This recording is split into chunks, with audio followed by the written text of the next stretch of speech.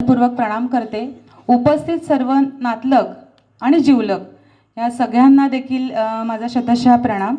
तसं तर खूप वेळ झालेला आहे आणि महत्त्वाचं सांगाविषयी वाटते मला इथे गोष्ट, जे आमचे संदीप अप्पा आहेत, हां, त्यांनी जे मनोगत व्यक्त केलं, म्हणजे आपल्याला इयत्ता 9वी 10वीला मराठीमध्ये 1/3 सारांश होता बघा, परीक्षेला लिहायला यायचा.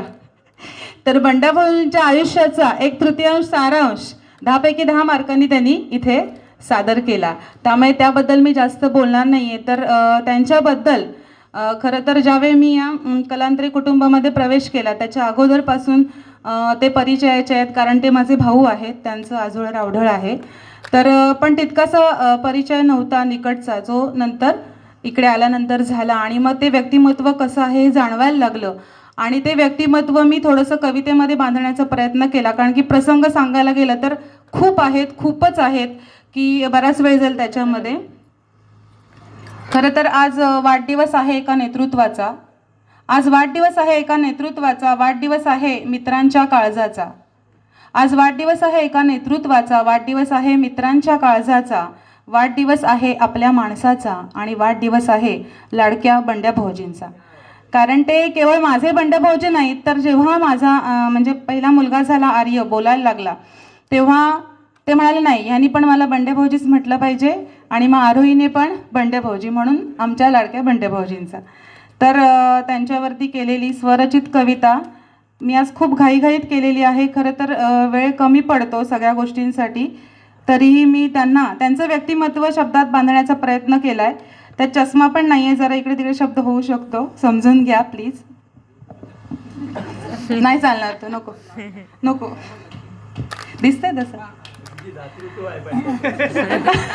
लगेच कृतीतून दाखवून दिलंय, घरी घेऊन जाईल. ठीक आहे, सुरू करते. आमच्या आयुष्यातील प्रत्येक प्रसंगातील सपोर्ट व कौतुक यांचा संगम. खरं तर माझ्या कवितेचे शब्द खूप साधे आहेत, कुठलाही अलंकारिक शब्द मी वापरण्याचा प्रयत्न केला नाही आहे, कारण की त्या कवितेमध्ये सगळा अस्सलपणा आहे. आमच्या आयुष्यातील प्रत्येक प्रसंगातील सपोर्ट व कौतुक यांचा संगम म्हणजेच नांदवीचे प्रशांत जंगम. कुटुंबासह मित्रपरिवाराला वाण आनंदाचं दिलत, कुटुंबासह मित्रपरिवाराला वाण आनंदाचं दिलत, भाच्यांचेही कल्याण तुम्ही आपल्या कृतीतून केलत. मगाशी आपण अक्षूचे मनोगत ऐकलेलंच आहे. दुःख आणि वेदनांचा पडदा जिद्दीने बाजूला सारता, नेहमीच दुःख आणि वेदनांचा पडदा जिद्दीने बाजूला सारता, हास्य आणि आनंदाने तुम्ही नाती छान निभावता, हास्य आणि आनंदाने तुम्ही नाती छान निभावता. फुलपाखरू बनून हास्याचा गंध, फुलपाखरू बनून हास्याचा गंध सगळ्यांना मनसोक्त लुटता, फुलपाखरू बनून हास्याचा गंध सगळ्यांना मनसोक्त लुटता. कितीही स्ट्रिक्ट असो व्यक्ती त्यांच्या गळ्यातील ताईत तुम्ही बनता. ओळखला असाल. नसेल तुमच्याकडे फार पैसा, मला माहिती आहे, नसेल तुमच्याकडे फार पैसा, पण शिवनेरीची श्रीमंती नक्कीच आहे.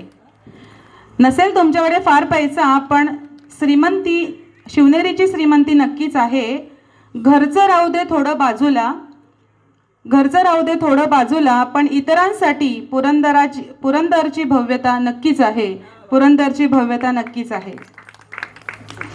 गजाननाच्या उदरा इतकेच हृदयही तुमचे महान आहे, गजाननाच्या उदरा इतकेच हृदयही तुमचे महान आहे. कोणी किती काही बोलो, माफीचा मार्ग सदा खुला आहे, माफीचा मार्ग सदा खुला आहे.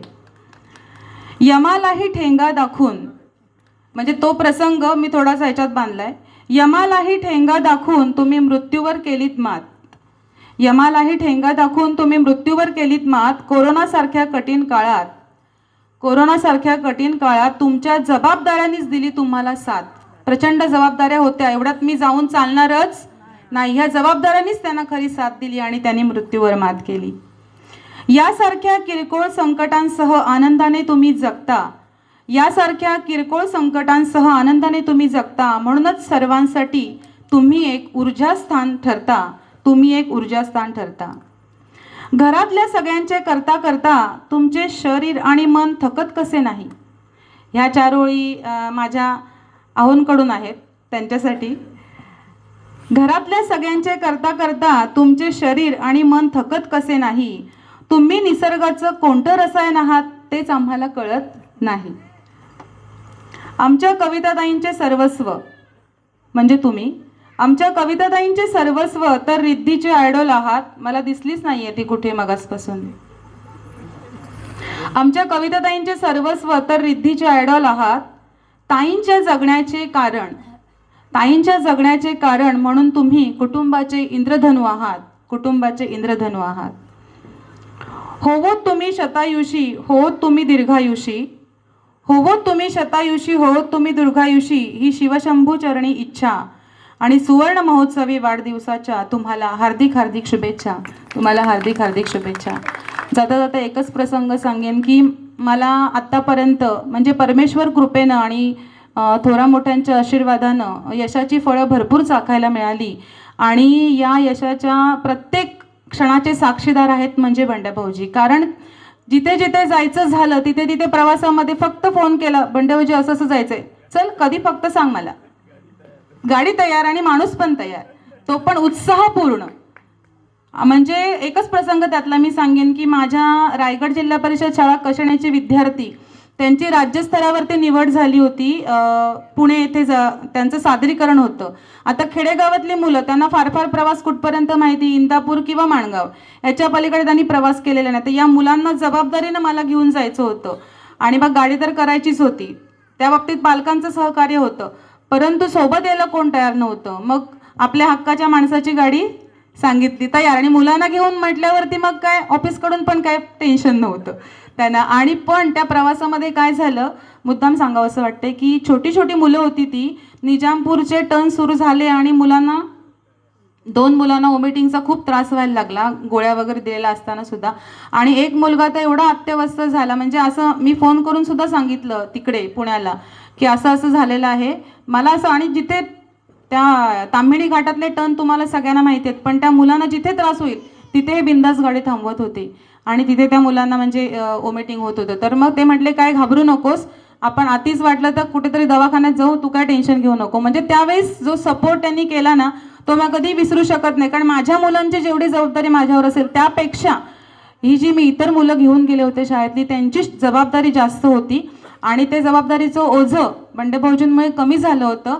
आणि अशा प्रत्येक क्षणी ते माझ्यासोबत असतात. त्यांच्यासोबत त्यांची पत्नी म्हणजेच अर्थात आमच्या कविताताई, की ज्या माझा नणन कमी आणि माझी मैत्रीणच जास्त आहेत. मी त्यांना समजून घ्यायची होती, त्याच मला नेहमी जास्त समजून घेत असतात, कारण माझं शेड्यूल पण खूप व्यस्त असतं. ही जी जोडी आहे ती आमच्या आयुष्यातली एक सुवर्ण जोडी आहे आणि ही जोडी अखंड राहू, या जोडीचं आयुष्य अगदी 100रीपर्यंत जावं. मी केवळ त्यांना एकट्यानं शुभेच्छा देणार नाही आजच्या दिवशी, तर जोडीचं आयुष्य 100री गाठो. आणि आपण त्यांची ॲनिव्हर्सरी जी 50वी आहे ती आपण सोबत साजरी करायची हितच आणि ह्याच जागी, अशी आमची तीव्र इच्छा आहे. आणि असंच तुमच्याकडचा जो उत्साह आणि एनर्जी आहे आणि तुमचं जे काही मगासपासून सांगतायत छंद, म्हणेन मी तर छंद नाही आहे, ड्रायव्हिंग हे तुमचं व्यसन आहे की माणसाला वाईट व्यसन असतात, त्यापेक्षा हे व्यसन हे अतिशय चांगलं आहे. किती झोपेत न उठून त्यांना नेलं तरी ते लगेच तयार असतात. तर असे आमचे सर्व गुण संपन्न असं आपण म्हणेन की मुलांना केवळ पुस्तकी ज्ञान न देता त्यांना समाजातनं जी आव्हानं येणार आहेत ती पेलण्यासाठी कसं तयार केलं पाहिजे या पद्धतीचं शिक्षण ते आपल्या विद्यार्थ्यांना देतात. त्यामुळे ते माझ्या दृष्टीने सुद्धा एक आदर्श शिक्षकच आहेत. अशा व्यक्तिमत्वाला आज आमच्या संपूर्ण कुटुंबाकडून मी वाढदिवसाच्या खूप खूप खूप खूप शुभेच्छा देते. औक्षवंत व्हा आणि आरोग्यवंत व्हा, आरोग्याची काळजी घ्या. धन्यवाद. मला इथे बोलायची संधी दिली.